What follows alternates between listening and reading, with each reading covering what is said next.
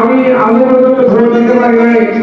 আগামী নির্বাচনে যেন আমরা বাংলাদেশের নাগরিকেরা আমরা যেন ভোট দিতে পারি, সেই অধিকার আমাদেরকে রাজপথ থেকেই তৈরি করতে হবে।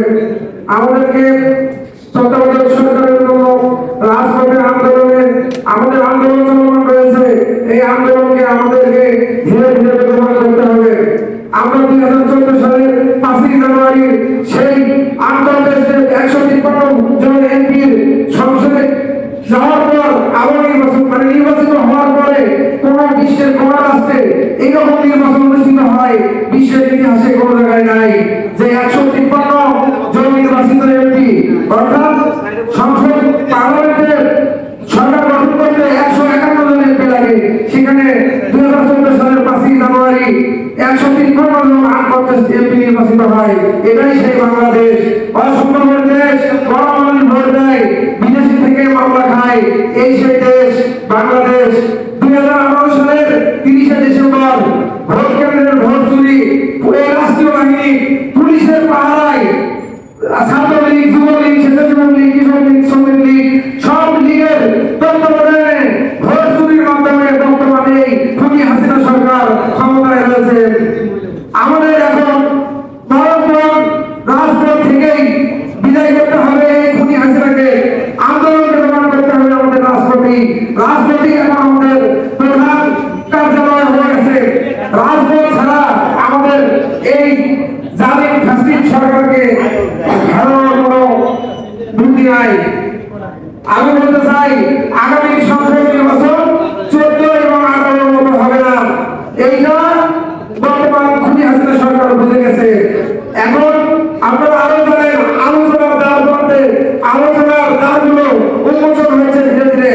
বৈশ্বিক চাপ এবং বহির্বিশ্বের যে সেকশন, আমেরিকা বিশেষ করে যে পুলিশ প্রশাসন, র্যাব, বিভিন্ন রাজনৈতিক দলের ব্যক্তিদের সেকশন আছে, যার কারণে বহির্বিশ্ব আওয়ামী লীগ সরকারের জন্য প্রত্যাশা হয়ে আছে। আপনারা জানেন ব্যাংক খাতের বিষয়গুলো। বাংলাদেশের একটি জনপ্রিয় ব্যাংক ছিল বাংলাদেশ ইসলামী ব্যাংক। এই ব্যাংকটা মোটামুটি একটা মানুষের আস্থার জায়গা ছিল।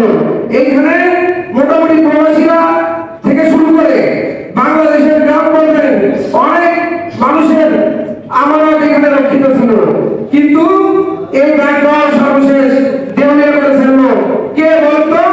আমাদের এখনকার বর্তমান রাষ্ট্রপতি চুপ্পু সাহেব, ইনি ছিল এই ব্যাংকের দায়িত্বে। এই ব্যাংকটা দেউলিয়া করার পুরস্কার হিসেবে উনি পেল কি? এই রাষ্ট্রের রাষ্ট্রপতি।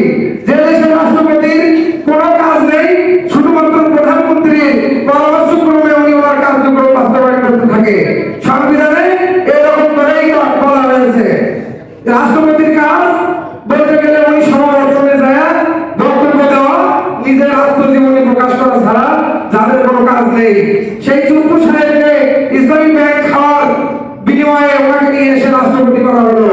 দুর্নীতি দমন কমিশন, আপনারা জানেন দুর্নীতি দমন কমিশনের চামড়া ছিঁড়ে ফেলার হুমকি দিয়েছে এই 14 দলের শহীদ পরিবার ফেডারেশনের নজিবুল বশর মায়ের ভান্ডারী, তাদের দরবার শরীফ থেকে। মানে সরকারের কি এমন কথা জানে উনি বলেছে আমি মুখ খুললে সরকার বেকায়দায় করবে।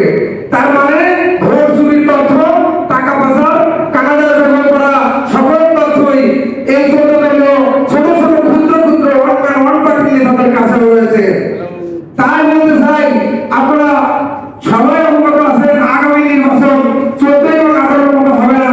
আমাদেরকে এই কথায় মাথায় রেখেই তত্ত্বাবধায়ক সরকার ছাড়া আমাদের নির্বাচনে অংশগ্রহণ করবে না। আমাদের দলীয় হাইকমান্ড থেকে সিদ্ধান্ত পরিষ্কার, আমাদেরকে এখন বর্তমান রাজপথে তত্ত্বাবধায়ক সরকার নিয়েই আলোচনা করতে হবে।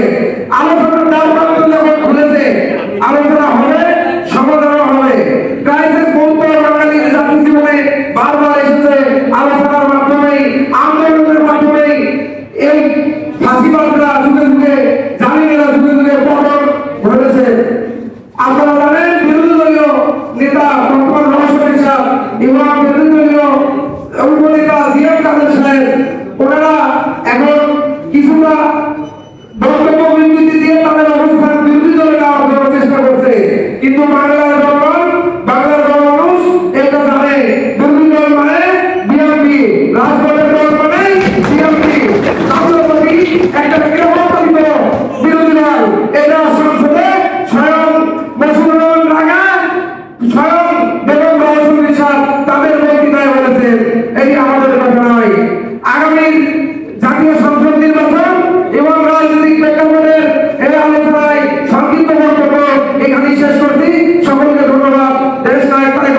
ধন্যবাদ।